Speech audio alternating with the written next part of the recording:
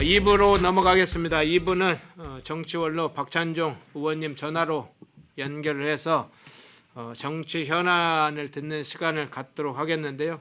앞서 이제 2부에 다룰 주요 주제 현안 간단하게 소개를 드렸는데 내일 윤석열 대통령 대국민 담화와 기자회견이 예결돼 있죠. 그래서 어떤 내용이 담길지가 지금 상당히 주목되는 상황입니다. 지금 상황을 완전히 다른 국면으로 만들지 아니면 지금과 같은 상황이 연장될지 과거에 이제 여러 정치 지도자들이 중요한 시기를 어려운 시기를 맞을 때마다 그 상황을 뒤바꾸는 국면을 보통 바꾸는 그 여러 가지 정치적인 선택을 하게 되죠. 그래서 때로는 위기가 오더라도 그것을 오히려 새로운 전환점으로 삼아서 전환의 기틀을 만들어서 국정 운영의 기반을 탄탄히 만드는 그런 기회로 삼기도 하는데요. 윤석열 대통령께서 어떤 선택을 하느냐 이게 중요한 지금 기로에 와 있기도 합니다. 그래서 그 부분을 한번 좀 먼저 집중적으로 다루고요. 또 민주당의 어떤 향후 전국 상황, 공수처 문제도 한번 다뤄보겠습니다. 박찬종 의원님 연결됐습니까? 예, 연결되어 있습니다. 예, 안녕하십니까? 예, 잘 있습니다. 예. 유독 날씨가 지금 이제 점점 추워지니까요. 건강 조심하시기 바랍니다. 아이고, 감사합니다. 예. 이 질문부터 먼저 드릴게요.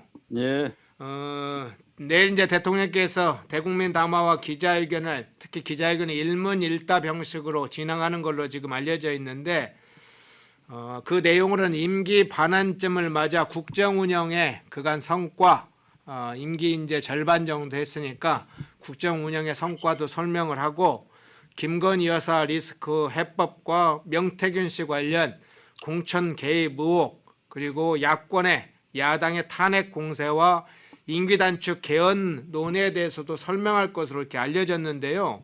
예. 윤석열 대통령의 내일 그 입장 발표나 기자들과의 어떤 그 일문일답 어떤 내용과 또 어떤 방향으로 가야 된다고 생각하시나요? 예, 우선 첫째로 이 대통령 비서실 발표가 내일 대통령의 담화 회견이 있다 이렇게 발표를 한 것으로 알고 있습니다. 담화 회견. 그러니까 이걸 미루어 봐가지고 모두의 지난 2년 반 동안의 국정 성과에 대한 설명을 하고 그리고 질문 시간에 현안이 되어 있는 김건희 여사 문제 등에 대해서 질문이 있으면 대답을 하겠다 이런 취지인 것 같은데 담화 회견이라는 용어로 내일 기자회견을 하겠다고 하는 데 대해서 저는 대단히 유감으로 생각합니다. 담화는 내일 필요 없습니다. 이미 월요일 날 한덕수 국무총리가 국회에서 대도한 국정연설에 그 담화 내용이 다 들어가 있습니다. 그런데 국민 중에 그걸 주목하는 사람이 누가 있어요? 그런데 대통령이 당연히 출석해서 자신의 입으로 발표해야 할 그 국정 담화를 저간 명태균 사태가 촉발된 이래에 대통령이 상당히 궁지에 몰리니까 야당의 야유와 비난을 두려워해가지고 4일날 참석 안 했다. 대체로 이렇게 인식되고 있는데 그날 총리가 대독한 그 담화 내용을 내일 또 다시 그걸 반복하고 난 다음에 질문하라. 이건 잘못된 겁니다. 그러니까 바로 회견을 해가지고 핵심이 내일 국민들에게 해야 할 핵심적 내용 거의 다 정해져 있지 않습니까? 국민이 궁금하게 생각하는 그게 뭔지 핵심 원인은 말이지. 핵심 원인은 대통령과 대통령 부인 김건희 여사의 지난 2년 반 동안의 실책과 실수에 대해서 이걸 경위를 설명하고 앞으로 어떻게 재발 방지를 하며 어떤 각오로 임하겠다 하는 거 그걸 국민들이 듣고 싶어 하는 거 아닙니까? 문제가 이렇게 대통령 부부의 개인적 어떻게 보면 문제가 심각한 지경으로 이르게 된 것은 최근에 여론조사가 20% 지지율 20% 이하로 추락한 데서 비롯됐는데 그게 이제 갤럽과 엠브레인인데 그 두 개 여론조사는 자유수호 우파에서도 비교적 공신력을 인정하는 곳이니까 그러니까 갤럽이 지난 금요일 날 19%, 엠브레인이 17%로 대통령 지지율이 떨어졌다는 데서 그 가짜다 이렇게 말할 수 없게 되어 버렸지요. 이거는 지난 4월 10일 총선거에 패배했을 때 이후에 20대에 주저앉아가지고 계속해서 20대 초반 22, 3%를 오락가락 하다가 드디어 지난 주일에는 20대 이하로 이게 떨어져 버렸다. 그러니까 8명의 지금 육공화국 대통령, 윤석열 대통령까지 8명이 배출됐는데 임기 반환점, 임기 5년의 반환점 2년 6개월 요 시점에서 20대 20% 이하로 떨어진 것은 윤석열 대통령이 이게 초유의 일이다. 초유의 일. 그러니까 부끄럽기도 할 뿐 아니라 이걸 철저히 그 원인 규명을 하고 그에 대한 대책을 세우지 않으면 이게 정권 방어벽이 지금 무너진 것이 아주 현저해졌다. 그러니까 지난 4월 10일 총선거도 과반수에 육박할 수 있는 의석을 국민의힘당이 확보할 수 있었는데 결정적으로 두 가지 이유. 하나는 부인과 관련된 이유로 이른바 그 악랄한 최재형 목사의 가방 몰카 사건에 걸려들어 가지고 이것이 이제 공개돼 가지고 그것이 주는 파장, 그다음에 이종석 전 국방장관을 오스트레일리아 대사로 임명해 갖고 출국 금지된 상태를 부자연스럽게 출국 해제해서 오스트레일리아 대사로 임명해 갖고 결국 소환해서 취소하는 절차. 이게 딱 걸려 가지고 4월 10일 총선거도 아주 대패하게 됐다. 그러니까 이 모든 요인의 중심에는 대통령 부부가 있다.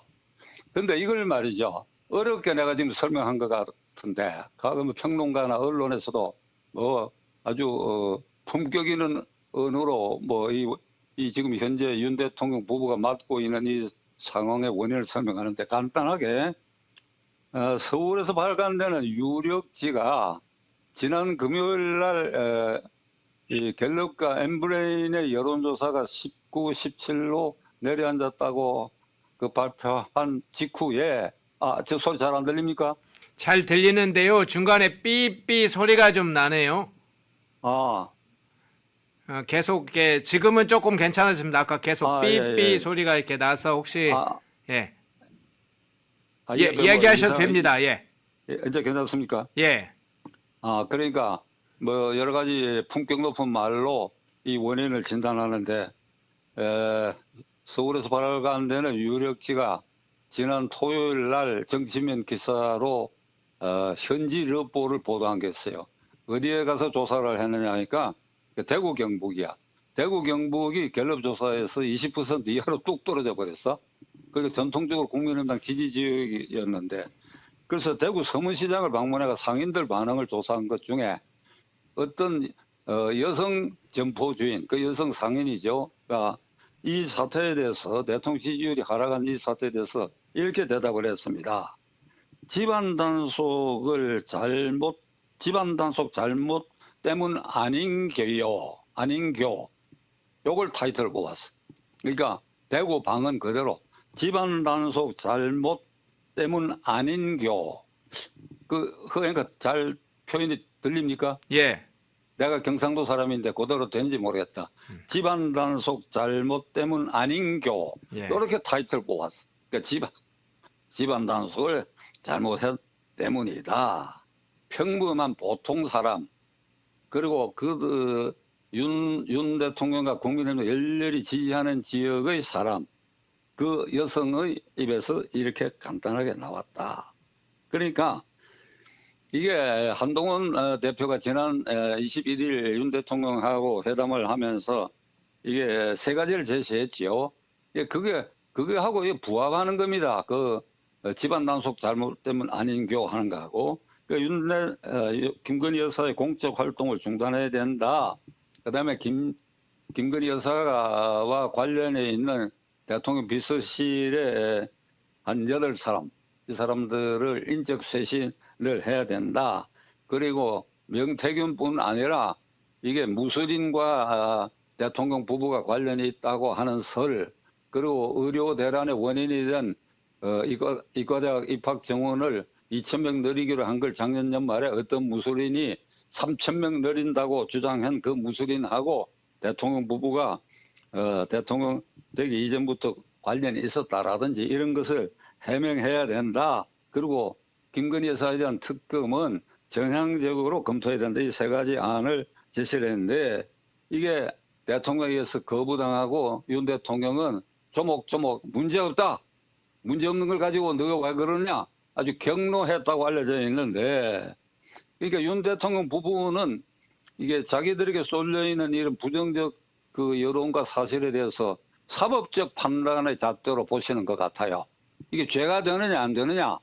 그러니까 예를 들면 몰카 가방 사건에 대해서는 이미 불기소 처분을 내린 것을 다시 대검찰청의 수사심의에서도 심의를 해가지고 역시 이게 중앙지방검찰청의 불기소 처분한 것이 옳다.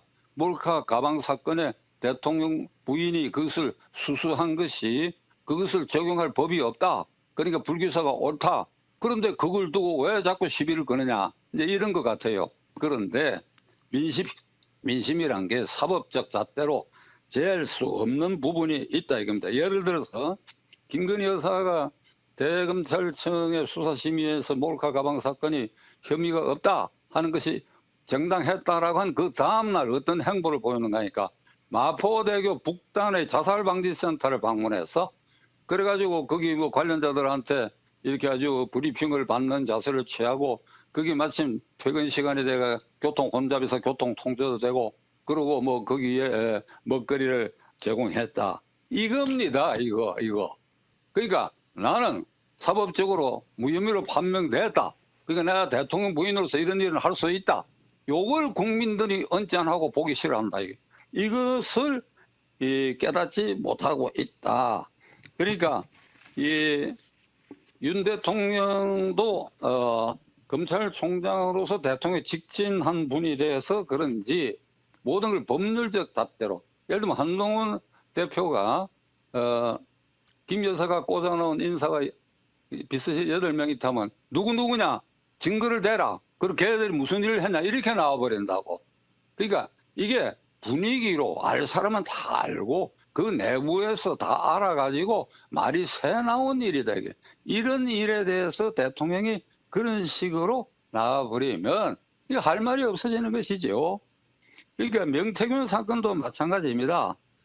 그거 명태균하고 접촉해가지고 김영선 의원의 공천 문제를 대통령이 어떻게 봐줬느냐 안 봐줬느냐 녹취록이 공개됐는데 문제는 명태균 같은 참 내가 이 표현하기가 좀 민망한데 이렇게 어떻게 잡스러운 사람들하고 대통령 부부가 접촉을 해가지고 그 사람을 박사라고 호칭하고 하느냐. 이게 국민들의 분노를 사는 부분이다. 이게. 만날 사람과 만나지 않아야 할 사람을 나는 윤 대통령 부부가 처음부터 구분을 못한 것 같아. 그냥 검찰총장실에서 바로 걸어서 대통령실로 간 그리고 그 뒤에 따라오는 부인도 남편이 걸어 들어가는 걸 시켜 걸어 들어가 봤단 말이에요. 그러니까 종전과 같은 그런 방심한 태도에서 2년 반을 지나다 보니까 이제 이런 사건까지 드러나게 됐다. 그 여기 명태균 얘기가 나왔으니까 한마디 제가 더 붙일게요. 이게 이제 5월 9일, 5월 10일, 2년 전 5월 9일이고 그 다음날 5월 10일에 대통령으로 취임했는데 5월 9일 윤 대통령과 명태균과의 대화록에서 그것이 뭐 조작된지 어떤지 또 이렇게 말하는 사람도 있어. 어떻든 그 대화록에서 김영선 전 의원의 공천 문제가 이제 언급이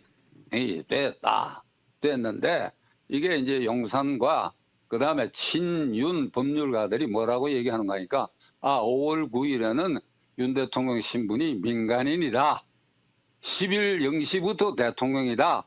그러니까 민간인 때 일어난 일, 그건 뭐든지 그게 문제가 될 리가 없다. 이래버렸다고 이걸 알만한 사람들에게는 분격을 자아낸 말입니다. 이왕 나왔으니까 용산 일부와 친윤 법률가들에게 나도 법조인의 한 사람이니까 내가 내 의견을 말씀드릴게요. 5월 9일에도 윤석열은 공직자야. 이게 3월 9일 대통령 선거가 있고 3월 10일 오전에 당선이 확정돼가 중앙선거관리위원회가 당선 확정 선포를 하는 날 그 순간부터 윤석열은 자연인 민간인이 아니라 대통령 당선자로서 이 대통령직 인수위원회 법의 적용을 받아가지고 대통령직 인수위원을 임명하고 나아가 5월 10일 취임을 하기 전에 국무위원과 국무총리를 지명해서 국회에 청문 동의를 요청할 수 있는 권한까지 있고 국가가 인수직위원회에 예산까지 주고 그리고 현직 대통령의 경호실 경호관이 경호를 하고 자 이게 공직자지 어떻게 민간인입니까? 그러니까 변명을 하려면 제대로 하고 그러니까 거리가 없으면 잘못했다고 해버리고 그것도 싫으면 가만히 있지 이런 식으로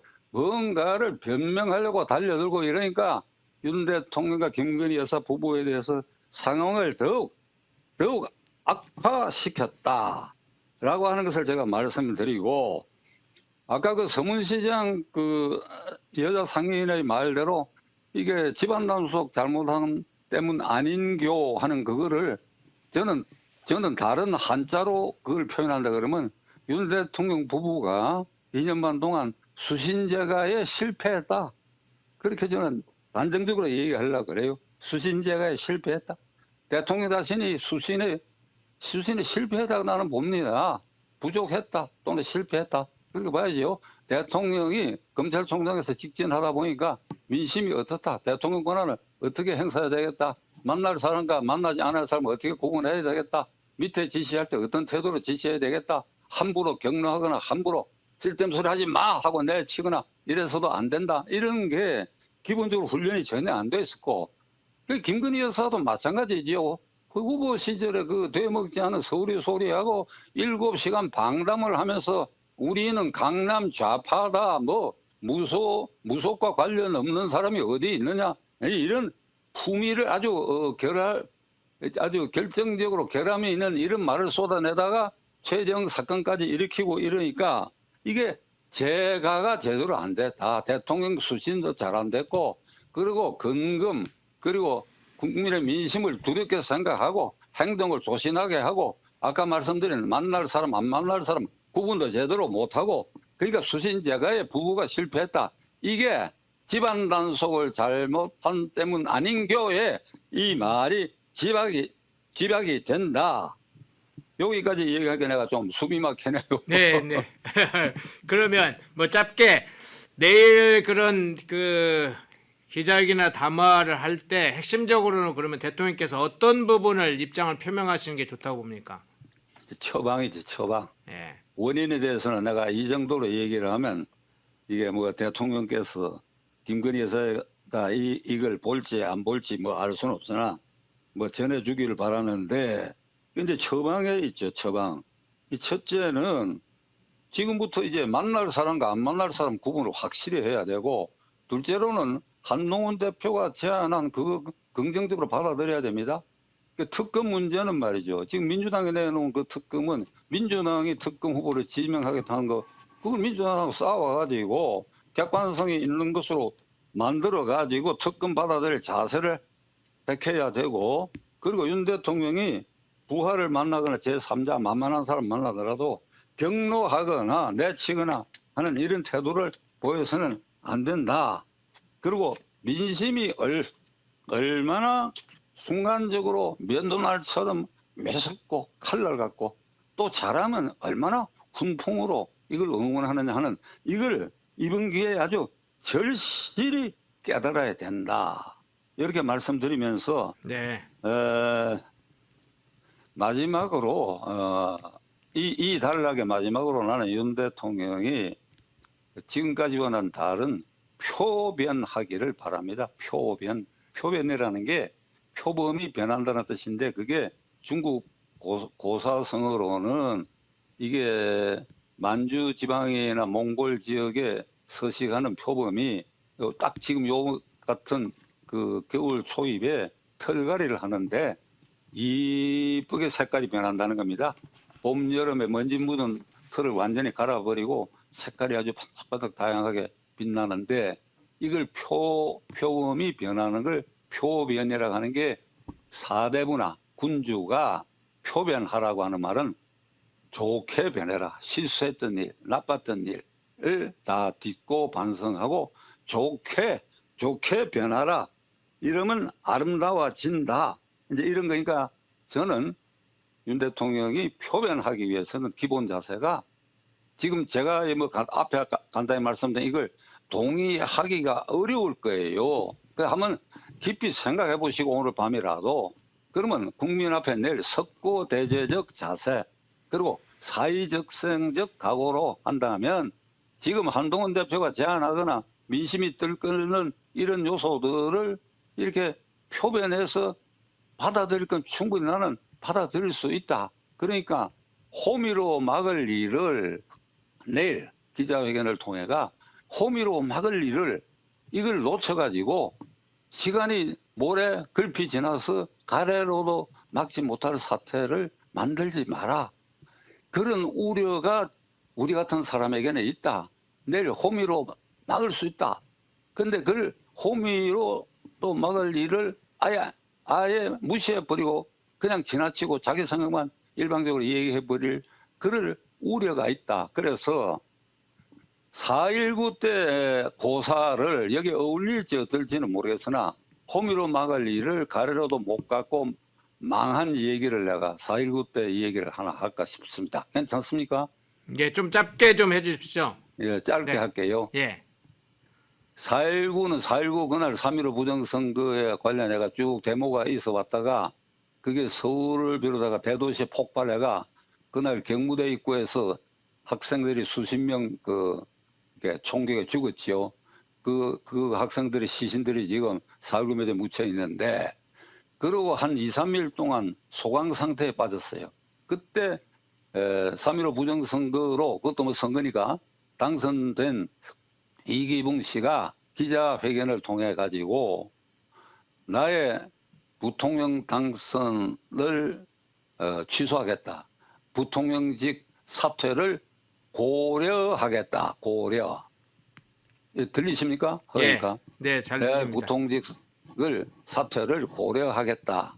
이게 이제 언론에 보도되니까 그 다음 날부터 데모가 더 격하다가 뒤집어져 버렸어. 고려? 너나 엉터리로 부통령인데 고려? 그냥 물러서고 국민 앞에 이게 엎드려야지. 그러가 데모가 폭발해가 어찌된 27일 날 일가가 자살했어. 호미로 막을 걸 가래라도 못 막는 말 한마디 몇 마디에. 그러니까 이런 것이 민심이고 우리 헌정사의 교훈이라고 생각한다면 그러니까 윤 대통령은 이제 검찰총장 스타일에서 그 김건희 여사는 검찰총장 부인의 자리에서 완전히 환골탈태하라. 그리고 내일 호미로 충분히 막을 수 있다. 이렇게 말씀드리려고 합니다. 예, 알겠습니다. 좀 주제를 바꿔서 여쭤볼게요. 예, 민주당이 이제 본격적으로 장외투쟁에 지금 나서고 있는 형국인데요. 예, 지난 2일에 이제 장외투쟁에 의해서 뭐 그 장외투쟁이 민주당이 원하는 대로 뜻대로 대규모 장외투쟁에는 실패했다는 평가가 있긴 한데 어쨌든 2일 장외투쟁에 의해서 9일에는 민노총 특히나 이 이석기 그룹이 좌지우지하는 민노총하고 공동으로 손잡고 연합집회를 지금 추진할 걸로 지금 알려졌는데요. 예, 이재명과 민주당의 어떤 이런 장외투쟁에다가 지금 좌파 노동 시민단체 민노총이 상당히 가세하겠다 이런 상황으로 가고 있는데 향후 지금 이 이재명의 노림수 향후 전국 어떻게 보세요? 참 부끄러운 일이고 후일 우리 헌정사에 아주 나쁜 기록 악설례 1호로 기록될 것입니다. 국회 안에서 과반수가 넘는 의석을 확보한 제1야당이 190석, 범야권이 190석을 확보한 야당이 이게 장외로 나간다? 국회 안에서 뭐든지 할 수 있잖아요. 뭐든지. 국회 안에서 안 되는 게 헌법 개정안 3분의 2 이상이라 의결되는 거하고 대통령 탄핵 그 두 개를 빼고는 국회 안에서 뭐든지 할 수 있다. 민생에 관한 거 자기들 마음대로 뭐든지 할 수 있는데도 장외로 굳이 나와가지고 장외에 탄핵과 사퇴 세력과 결합해가지고 이걸 윤석열 정권을 압박하겠다고 하는 것은 이재명 대표와 그 강경파들 입장에서는 야비하고 졸렬하고 악랄한 행동이라고 생각합니다. 지난 주말에 그 장외 집회 남대문과 서울역 일대 선거 한 2만 명도 안 왔다 그러죠. 예. 17,000명 정도 됐다고 그러죠. 17,000명, 자기들 이제 30만 명이라고 이제 뻥튀기하고 발표를 하는데 그만큼 관심이 없다 이겁니다. 거기서 자꾸 탄핵 얘기하고 그러고 사퇴하라고 그러고 하니까 그러니까 아무리 궁지에 몰린 이 윤석열 정권이라 하더라도 지금 과반수가 넘는 정당에서 장외에서까지 이렇게 하고 이번에는 그게 이제 조금 망신을 당했다 싶으니까 민노총까지 총동원하는 모양인데 이게 맞지.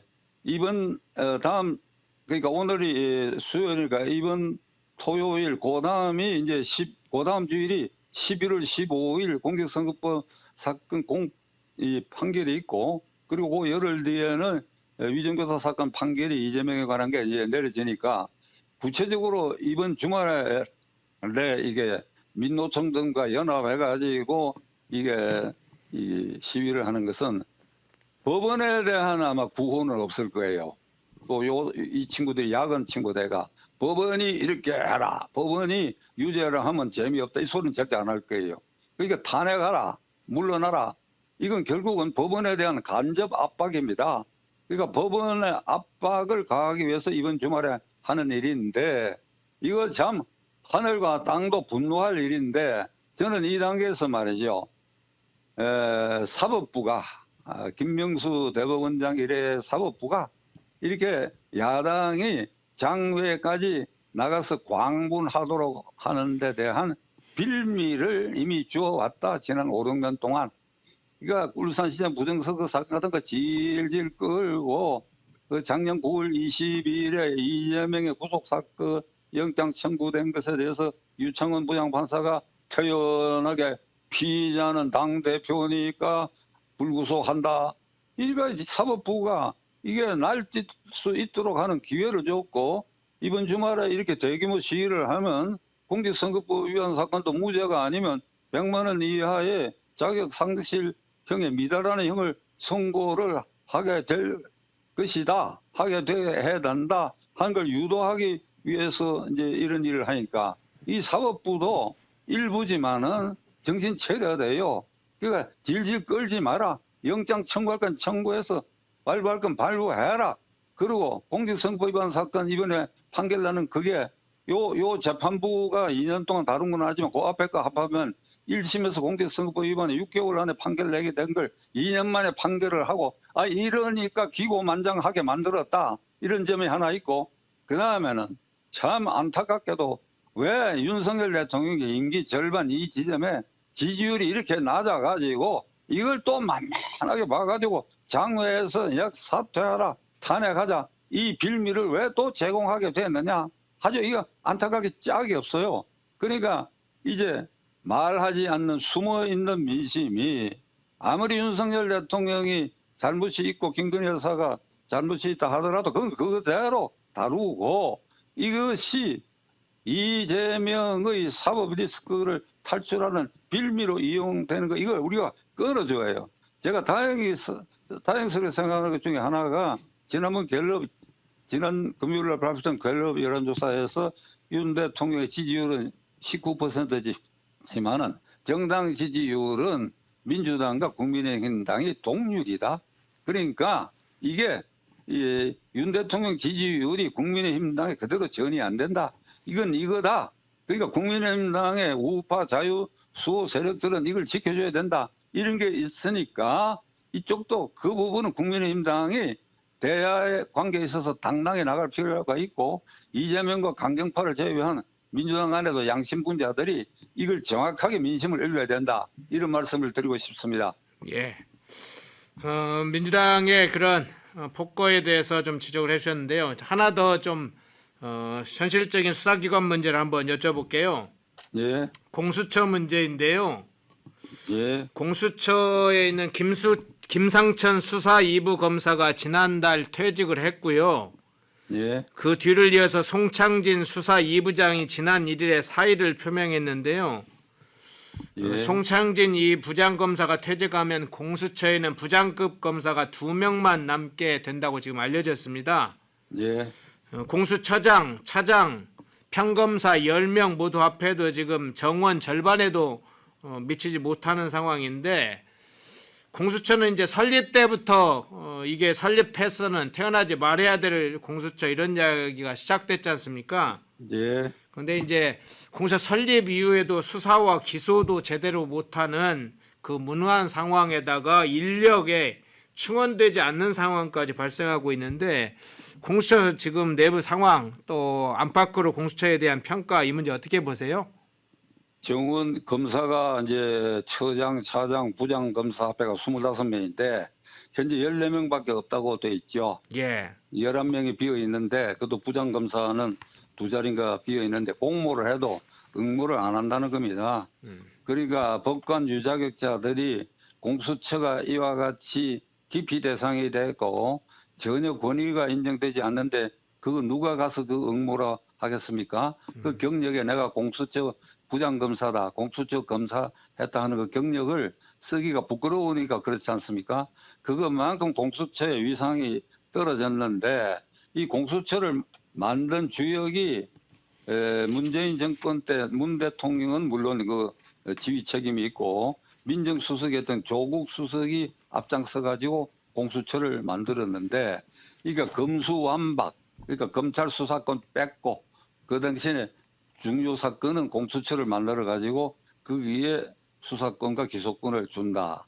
이게 이제 적극적으로 밀어붙인 게 이게 조국 수석과 당시 문재인 대통령인데, 그러면서 하는 소리가 검수완박의 꽃은 공수처다 이랬거든.